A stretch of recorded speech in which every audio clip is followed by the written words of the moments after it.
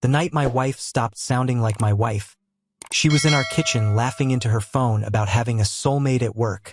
That was the first time I realized the joke wasn't a joke, and I wasn't actually in on it. Name's Ethan Carter. 32. I move boxes for 12 hours a day at a distribution center and come home sore, hungry, and usually too tired to think about much more than food, shower, bed. Nothing fancy. Just a regular life I thought was solid. That night started like all the others. Same turn onto our street. Same crack in the asphalt by the mailbox. Same beat-up Ford in the same oil stain in the driveway. I killed the engine. Sat there a second, rolled my shoulders, and just tried to let the day fall off. Then I heard her laughing from inside. Not normal laughing. Bright, full volume. Like someone had just told the funniest story she'd ever heard. I walked in and the smell hit me first, her good perfume. The one she used to save for date nights. She was in the kitchen, still in her work clothes. Makeup fresh like she hadn't just done an 8-hour shift. Phone to her ear, back to me. "Oh my God, Tyler, stop," she said, giggling. "You're ridiculous. My soulmate at work." "Shut up." She didn't even glance over when the door shut. I put my keys in the bowl, same as always. Steel-toe boots off. Lunchbox on the counter. She gave me a quick little half-wave without breaking conversation. Like I was a roommate passing through. "Yeah, he just got home," she said into the phone. "No, he's fine. He never notices anything." That line sat in my chest. I opened the fridge. Leftover chicken, old pizza, nothing special. She leaned against the counter, twisting a strand of hair, smiling at the floor. "You're hilarious," she said. "Seriously, you make work bearable. My work soulmate, that's what you are." Her phone was face down on the counter. Screen lighting up every so often. Buzzing from some app. Some message. Always face down lately. Hadn't used to be like that. "Hey," I said, keeping my voice even. "Everything good?" She covered the mic with her hand, like she was being polite, not secretive. "Yeah, babe, just Tyler. Rough day. I'll be off in a sec. Okay?" Random Tuesday. Perfume. Extra makeup. Phone calls with coworkers that apparently made work bearable. Late nights catching up on projects I'd never heard of. Early mornings needing quiet at the coffee shop before her shift. None of it was big enough on its own. Just little things that didn't quite line up when you set them side by side. I've never thought of myself as the jealous type. Always figured if you have to police someone, they aren't worth the badge.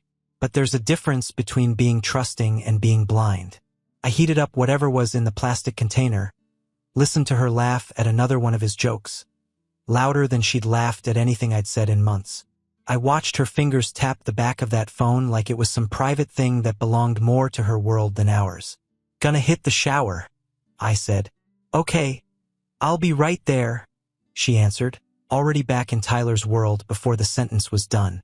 I walked down the hallway, plate in hand, heart steady but tight. To anyone else, it was just a Tuesday night. To me, it was the first time I let myself admit something was off.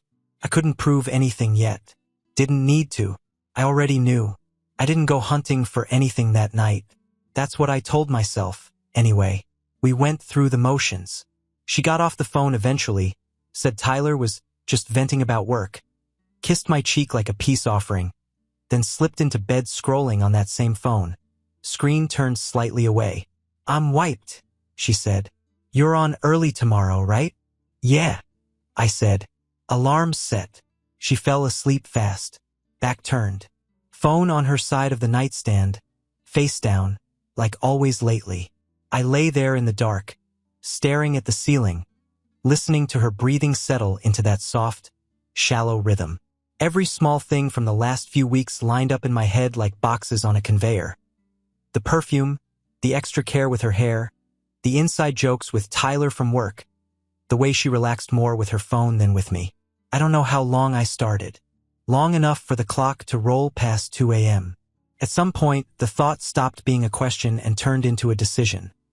Either I keep pretending or I find out. I rolled over slowly. She didn't move. Her phone was right there, a little black brick holding answers I never wanted. I hated my hand for reaching. Hated how easy the screen lit up with just a thumb swipe. No password change. No lock, like she was so sure I'd never look. Messages. Tyler Brooks. No hiding. Their thread pinned near the top. I opened it. The first thing that hit me wasn't some graphic line. It was normal stuff soured by context. Couldn't stop thinking about you today. He'd written that afternoon. My actual soulmate. Her reply, oh well, shut up. You're trouble. But you're not wrong. I kept scrolling. Pictures from work. Inside jokes. Complaints about bosses. Then it shifted. You looked amazing today. That dress should be illegal. Stop, she wrote. You're gonna make me blush at my desk. Late night messages. Time-stamped past midnight when she was too tired to talk to me. I wish we had more time alone, he'd sent. Me too, she answered. Work days go fast with you. Home. Not so much lately. Then the one that hooked me around the throat. I don't want to mess up your marriage, he wrote. Her. You're not. He doesn't notice anything anymore anyway. Like I was a lamp. A chair. Something that just existed in the background of her life. I waited for a rush of heat. For my hands to shake. For something dramatic. It didn't come. Everything went cold instead. Focused. Small. I read enough to know what I needed to know. Emotional affair, whatever label you want to slap on it. In her head, she was already halfway out the door, just hadn't told me yet. I locked the phone, set it back exactly where it had been. She shifted a little side, rolled onto her back. No idea her whole act had just been exposed 3 inches from her face. I swung my legs over the side of the bed and sat there in the dark. 5 years, reset in one scroll. I didn't cry, didn't yell, didn't shake her awake and demand explanations she'd only twist. Instead, I reached up to the closet shelf, pulled down an old green duffel bag I hadn't touched since a fishing trip years ago, and set it on the floor. In my head, I started a list, plain and simple: wallet, work uniforms, tools, personal documents, laptop, the TV I bought before we were married. The rest was noise. By tomorrow night, I decided my life and hers wouldn't be mixed anymore. The marriage was already over in her mind. I was just finally catching up. I didn't sleep much after that. I didn't need to. Once a decision locks in, rest doesn't matter. By 4 a.m., I was up, dressed, and sitting at the tiny motel-style desk in the corner of our bedroom, phone in hand. I wasn't running. I was reorganizing. The first call was to Mike Harris, the one guy I knew would answer stupid early. He picked up on the second ring. Are you dead or in jail? Neither, I said. Need a favor. You and Tom. Couple hours. Help me move some stuff. Pause. You good? I will be.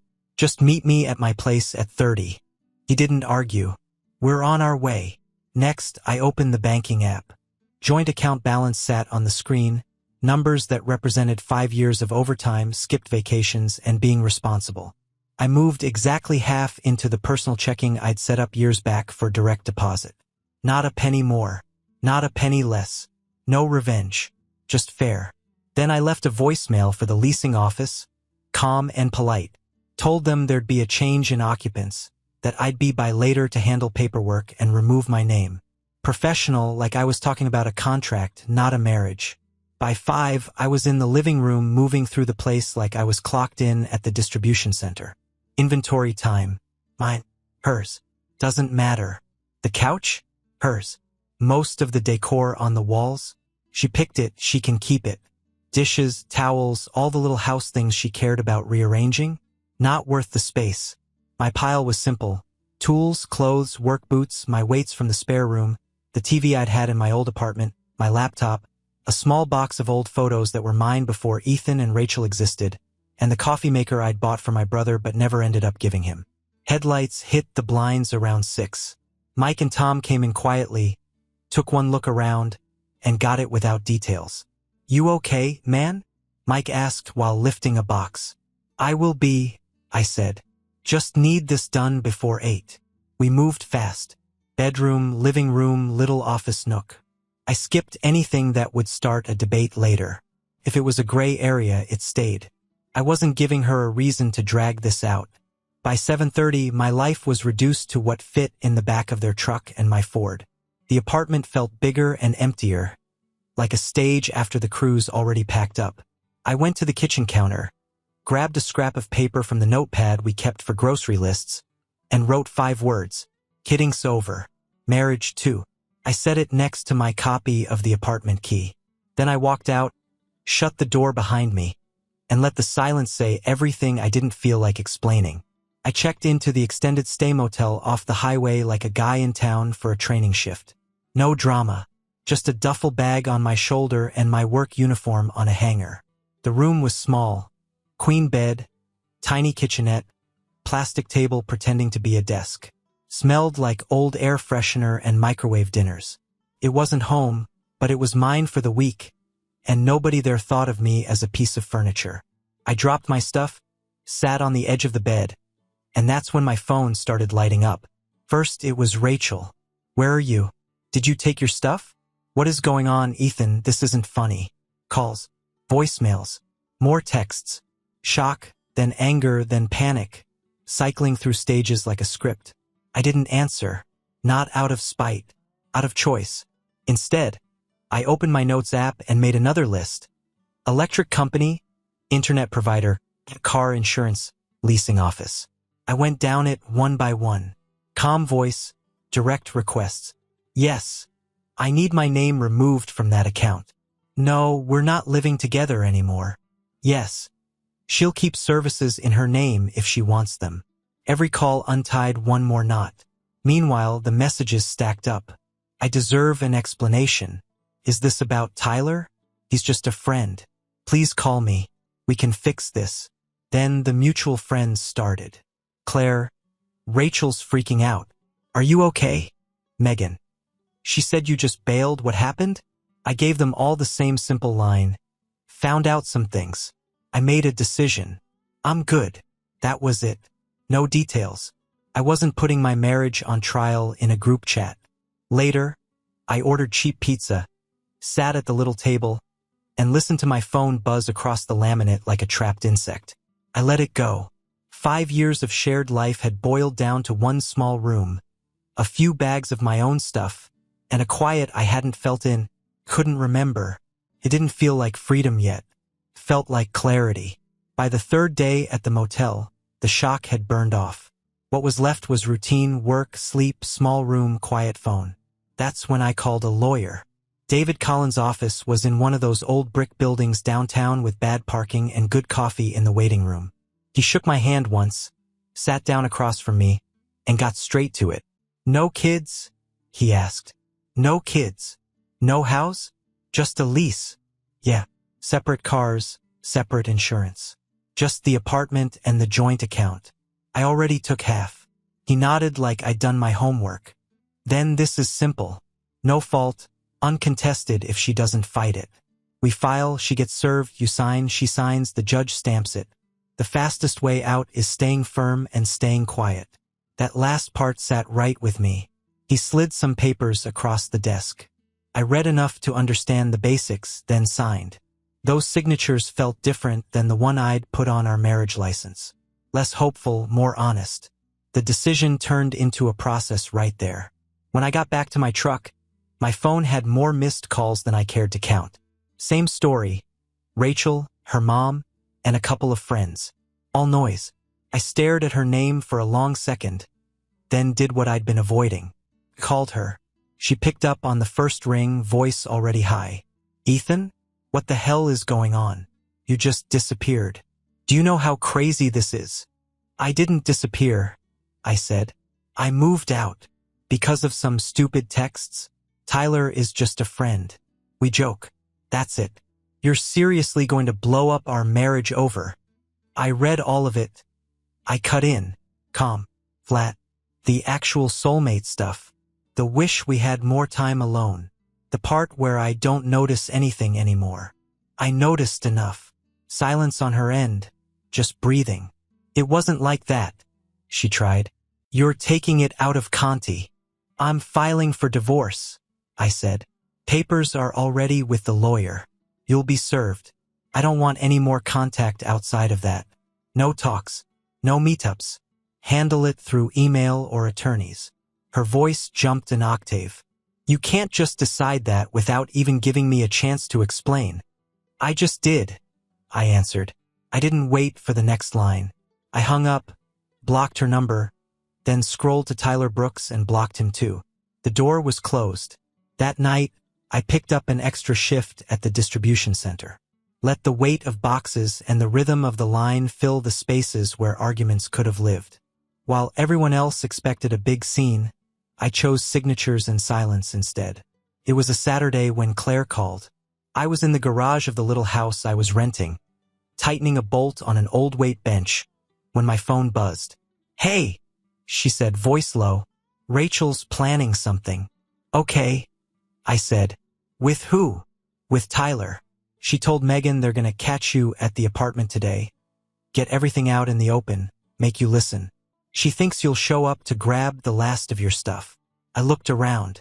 Everything that mattered to me was already in that garage. "Appreciate the heads up," I said. "I'm not picking sides," Claire added.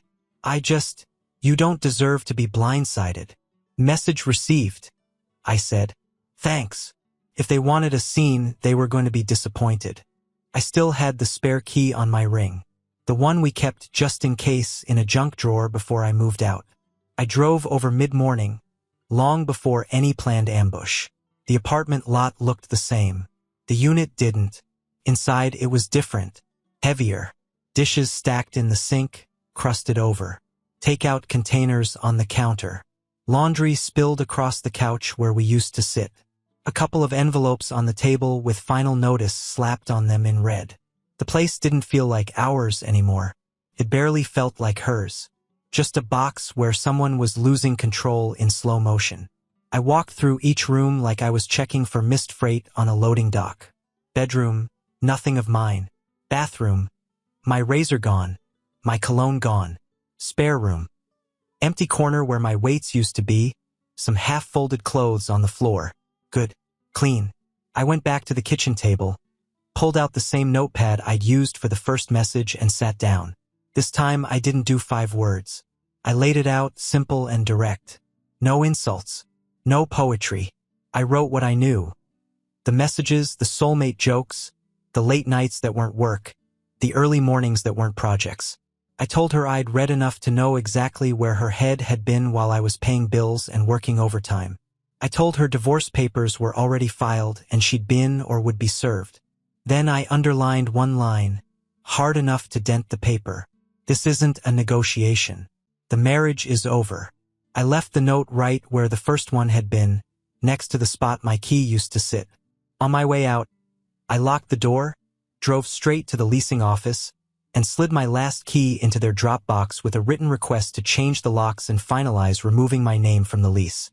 By the time Rachel and Tyler were on their way over to corner the old version of me, the one who'd sit and listen and absorb the blame, I was already gone, back on the other side of town. They were headed to talk to a man who didn't live there anymore. The middle stretch wasn't exciting. No blow-ups, no dramatic confrontations in parking lots. Just life tightening up on both sides in different ways. I moved out of the motel and into a small rental house across town. 1-story, little yard, a garage big enough for my tools and weights. Beige walls, old carpet, nothing impressive. But the lease had one name on it. Mine. At work, my supervisor, Mark Stevens, started dropping hints. "You've been solid through all this," he said one night, watching me run a line shorthanded. "The lead position might open up. Guys trust you. Think about it." I didn't give a speech, just nodded. "You know where to find me." On the other side, the fallout came through other people. Claire texted first. She's back with her parents. Couldn't keep the apartment on one income. Then, her dad's pissed. Frank barely talks to her. Tyler's acting weird at work now that everyone knows. Worried about how it looks. Her mother, Linda, called me once. I let it go to voicemail, then listened later.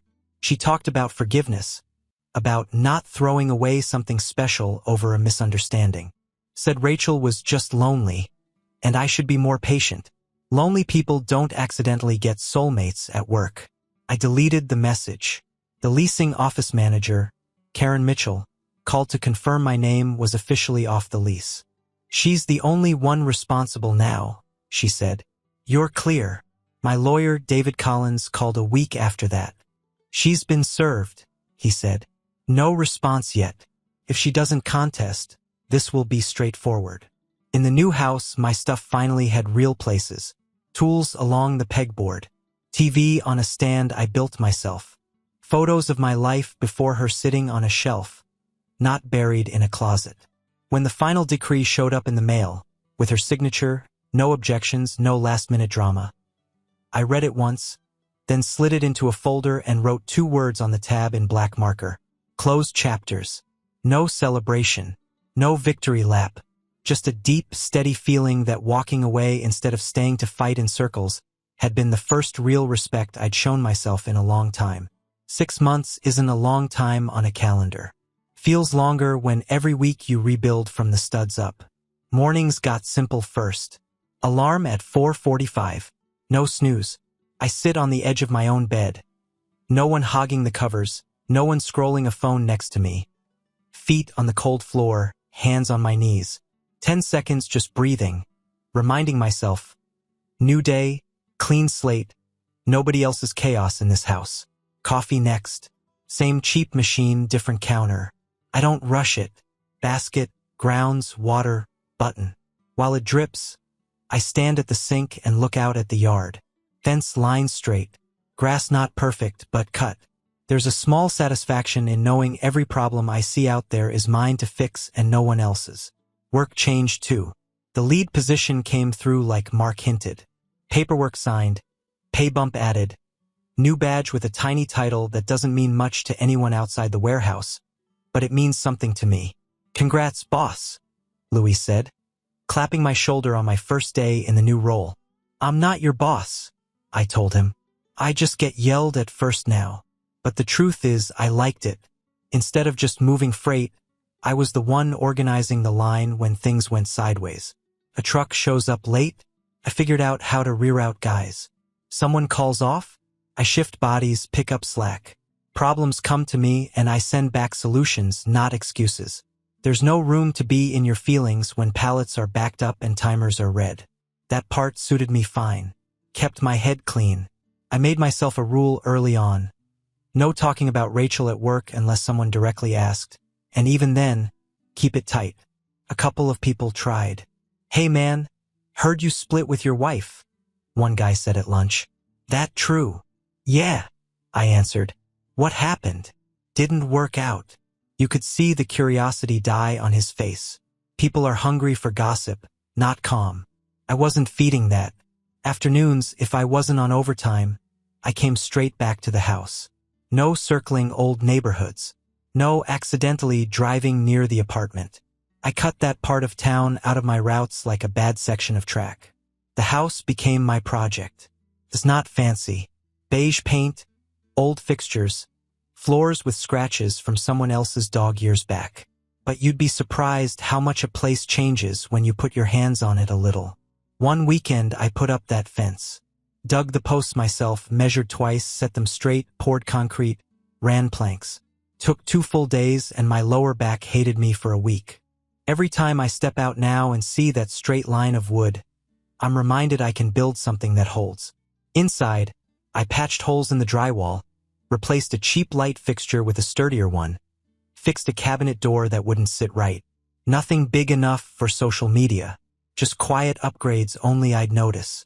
I mounted my TV on the wall and put my weight bench in the garage. Got a Bluetooth speaker out there too. After work, I'd lift in the dim light, music low, door half open to let the evening air in. Iron sweat, breathing. Simple. Mike and Tom became regulars on Sundays. They'd show up with a bag of burgers or wings, and we'd lift, talk trash, and then sit around in plastic chairs, watching the sky change colors over the fence. "You're different, man," Tom said once, polishing off a beer. "How?" "I dunno," he shrugged. "Less tense, I guess. Like you're not waiting for something bad to happen." "I'm not," I said. "Bad already happened. Now it's just life." He nodded like that made sense. Social life didn't explode. It just sharpened. Luis invited me out with some of the crew a couple Fridays. I went sometimes, bar down the road, cheap beer, bad music, guys complaining about management. I stayed for an hour or two, then called it. No point closing down a bar just to wake up feeling like trash. Ryan, my neighbor, pulled me into his orbit without making a big thing of it. First time it was, "Hey, we've got too much food. Come grab a plate." Next time, "You know how to fix this damn grill?" Eventually, it turned into regular backyard dinners, kids running around with sticky hands, his wife rolling her eyes at his dad jokes. It was louder than my house, but the chaos there was clean. Normal. Nobody pretends something was fine when it wasn't. Dating came slow on purpose. I made a rule. No apps at first, no diving headfirst into another long-term thing. I needed to know I could be alone without losing my mind before I let someone else in again. The first date was a coworker's cousin. Coffee shop on a Saturday. She was nice. We talked about work, music, stupid stuff. I paid, walked her to her car, texted her later that she seemed cool, but I wasn't looking to rush into anything. She said she respected that. We left it there. The second date was a friend of a friend from Ryan's barbecue. We went to a minor league game, talked more about the players' names than the actual plays. She laughed a lot. It was easy, but it didn't feel like some big moment. No sparks flying. No, maybe this is it. Just two adults sharing a night. That was enough. The point wasn't to find a new forever. The point was to remind myself not every interaction with a woman had to involve lies, stress, or future plans. It could just be two people having a decent time and then going home separately. I slipped once. Not with another person, with old habits. One night, I was scrolling on my phone, half watching some game on TV, and my thumb hovered over Rachel's name in my email. I knew if I typed it, I could probably find her socials, see what she was posting, who she was with, what kind of life she was pretending to live. The urge came in a wave. That itch to check, to compare, to see if she'd moved on faster. To measure my healing against hers like it was some race. I sat there a full minute, staring at the cursor in the search bar. Then I put the phone face down on the table and went out to the garage. I turned on the light, cranked the music a little higher than usual, and put weight on the bar. By the time I was done, hands torn up and shirt soaked, that urge was gone. I took that as a note. When your brain wants drama, give your body some work instead. I saw her once, like I said, at the hardware store. She was in the paint aisle with some guy, arguing about whether eggshell or satin looked better. She had that tight expression I knew too well, the one she got when she wanted things perfect and nothing was lining up. She looked up, saw me, and you could see the shock hit. I didn't pause, just gave a small nod, like you do when you see someone you went to school with and barely remember, then kept walking. My heart didn't spike. Hands didn't shake. No yelling in my head about what I should say. I grabbed the concrete mix I came for, paid at self-checkout, and walked out into the sun. Halfway to my truck, I realized something. I hadn't replayed old conversations in my head in a while. I wasn't rehearsing speeches I'd never give. I was just living my day. The email from her came a couple weeks after that. Long one. Took me 3 scrolls to get through it. Apologies, explanations, claims about being in a bad place and not realizing how far things had gone. She said she missed us, missed how safe I made her feel, missed the version of herself she was with me. Lots of words, not a lot of ownership. I didn't get angry reading it, just tired. Like listening to a commercial you've heard 10 times for something you'll never buy. I typed my reply slowly, making sure every word actually needed to be there. I'm moving on. You should too. That was all.